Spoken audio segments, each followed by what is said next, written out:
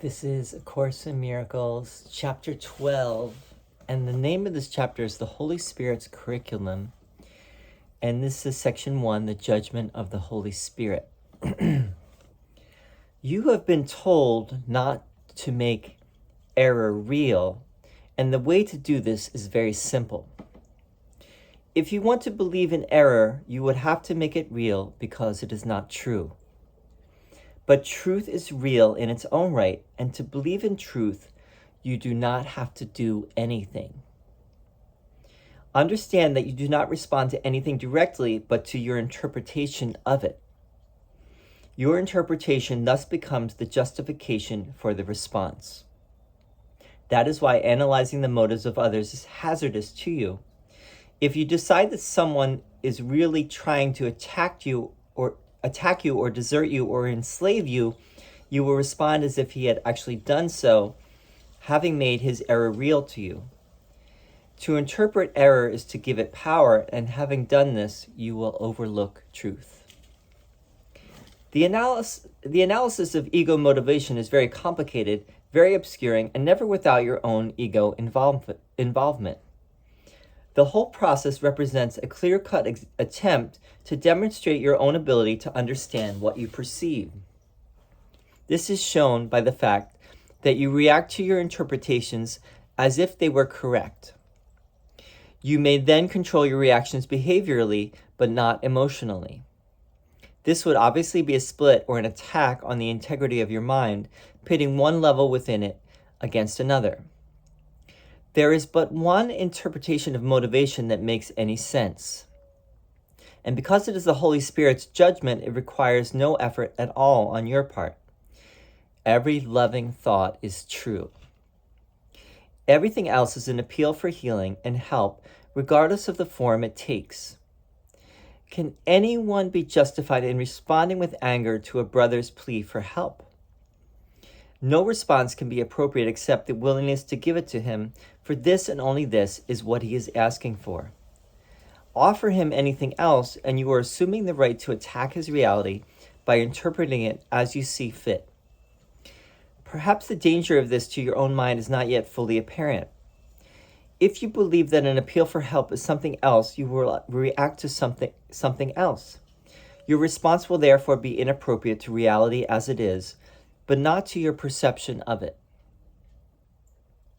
There is nothing to prevent you from recognizing all calls for help as exactly what they are, except your own imagined need to attack.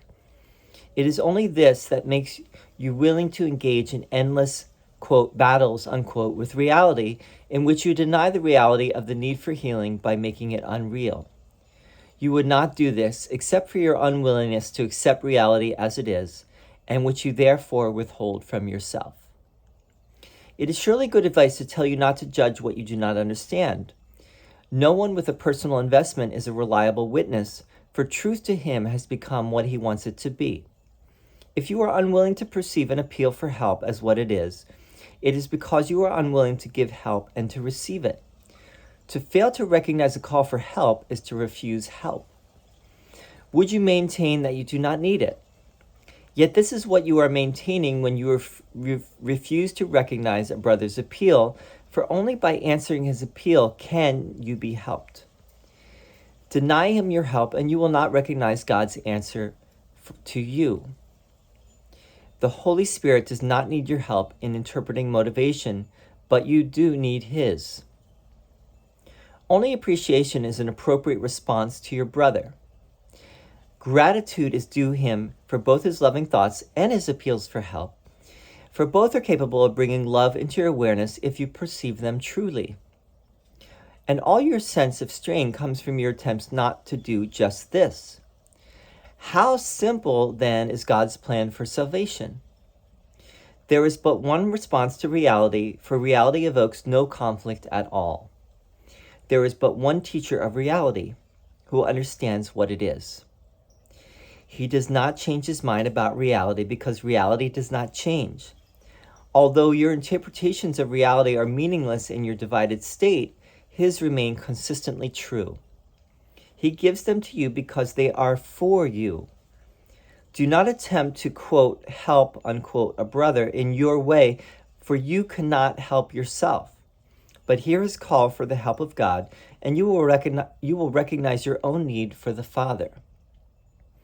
Your interpretations of your brother's needs are your interpretations of yours.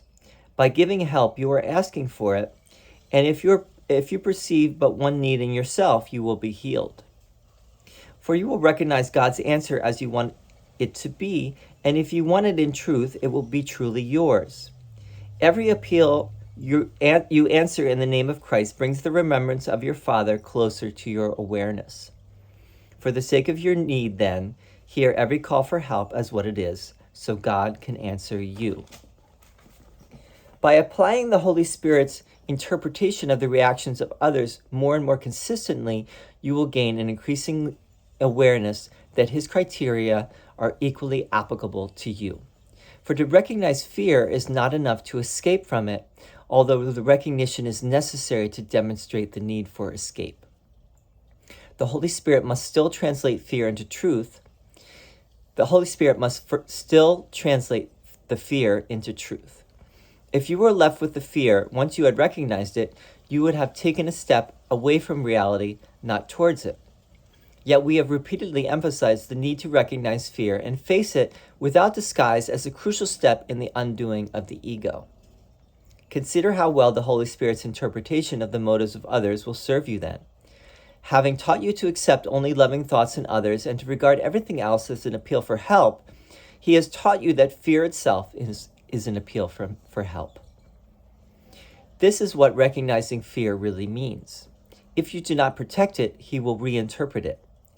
That is the ultimate value in learning to perceive attack as a call for love. We have already learned that fear and attack are inevitably associated. If only attack produces fear, and if you see attack as the call for help that it is, the unreality of fear must dawn on you.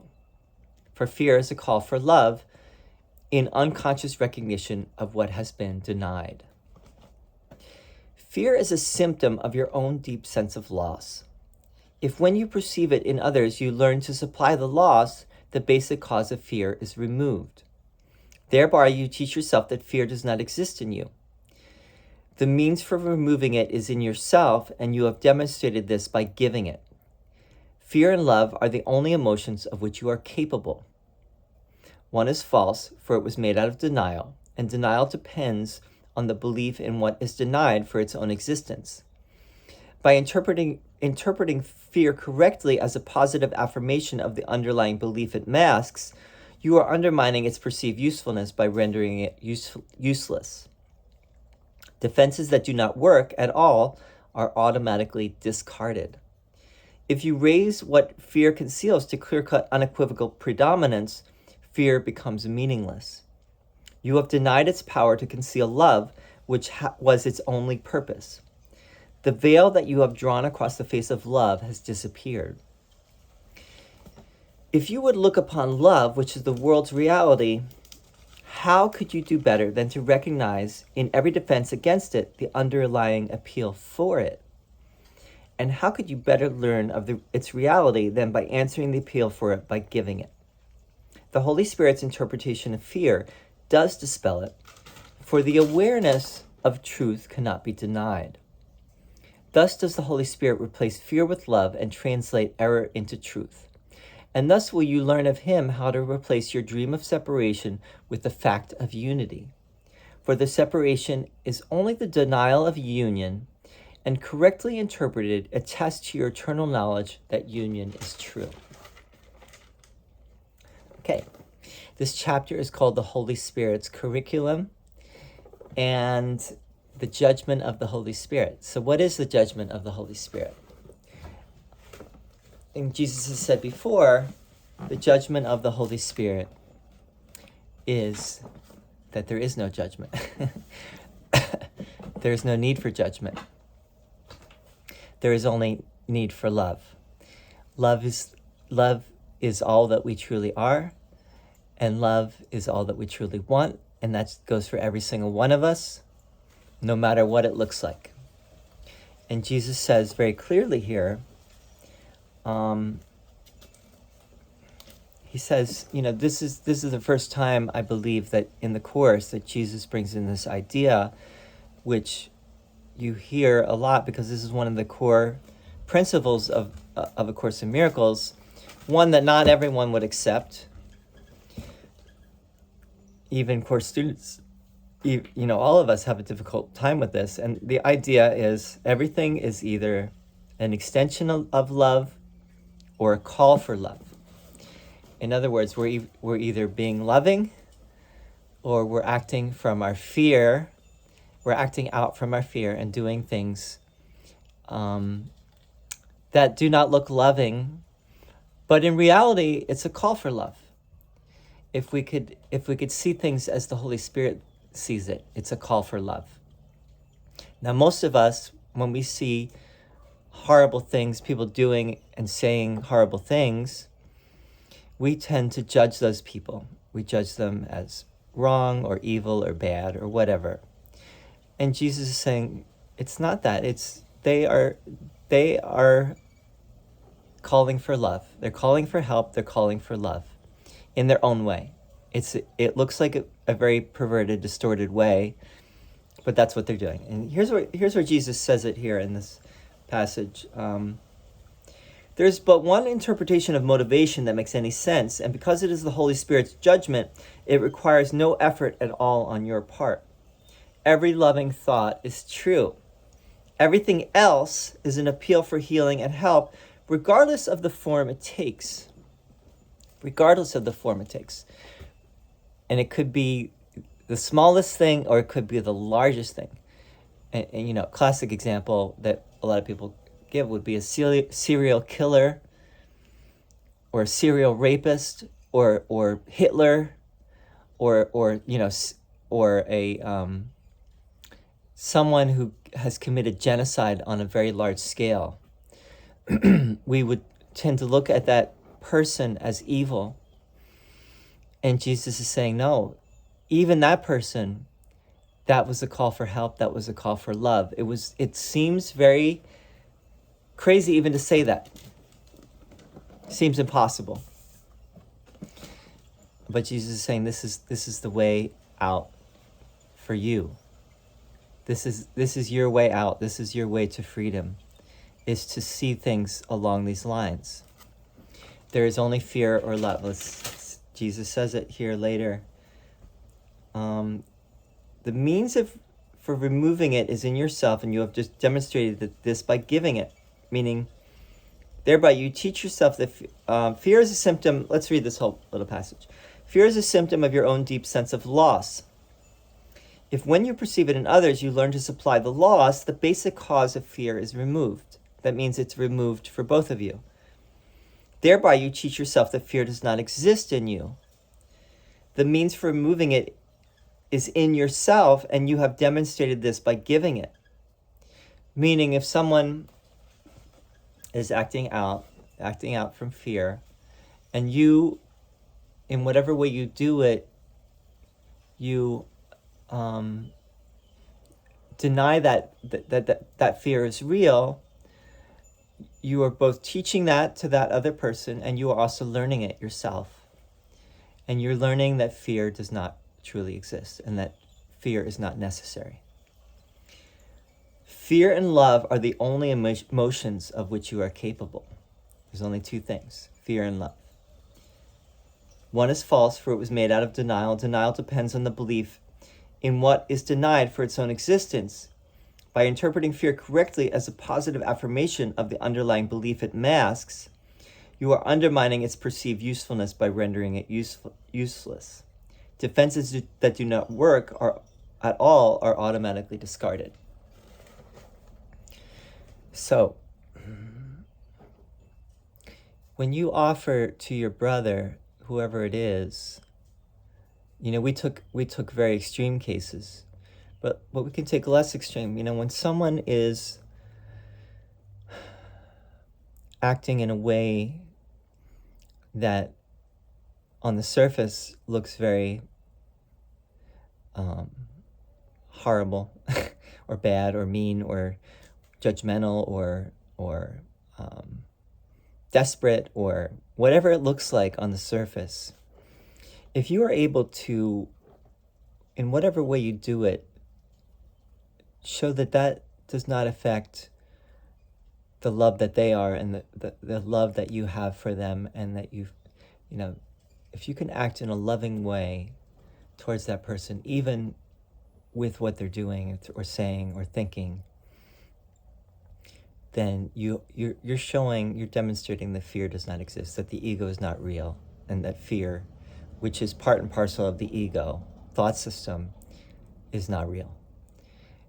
And you're showing that only love is real. And in doing that, you are affirming to yourself, you are confirming, and you are taking one more step closer to your own freedom in doing that.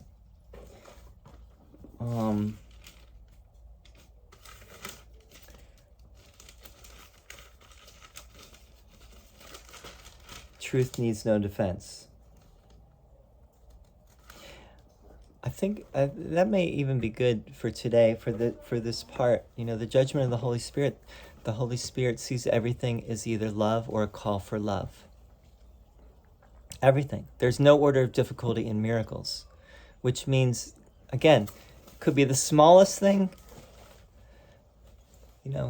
that disturbs you, that could disturb your mind, or it could be the biggest thing, which you have that churns your stomach and makes you want to throw up and makes you want to, you are so mad at whatever the person is doing, or even just the thought of the person turns your stomach, makes you want to throw up, or makes you want to, gets you just riled up. That's the work. That's why this is so challenging. Anger is a defense against the truth. Any upset is a defense against the truth. It's projecting outward what is there inside of you. It's not outside of you. It's inside of you. People have said, I believe even John Lennon back there said something like, Hitler is inside of you. Hitler's not outside of you. Hitler is inside of you. Everyone on some level has that within themselves. Hitler just happened to,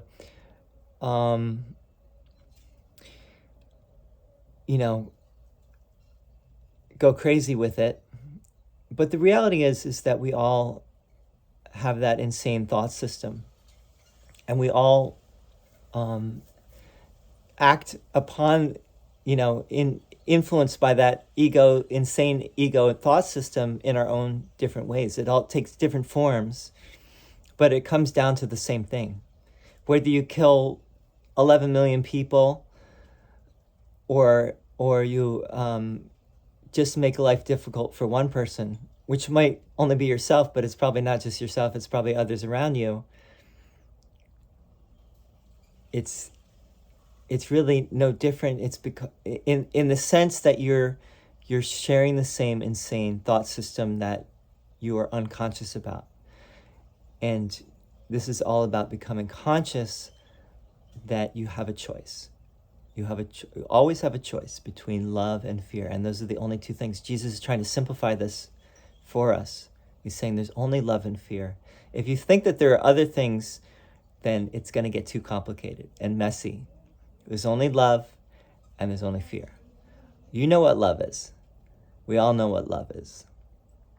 Love is when you come from a place of no lack, you are full in yourself, and you see others outside of you as also just like you, full and whole and enlightened, perfect. Fear is coming from some lack. You see some lack in yourself, you project it out onto others. You interpret others as having that lack. And that's where Jesus is saying it's, everything is your interpretation.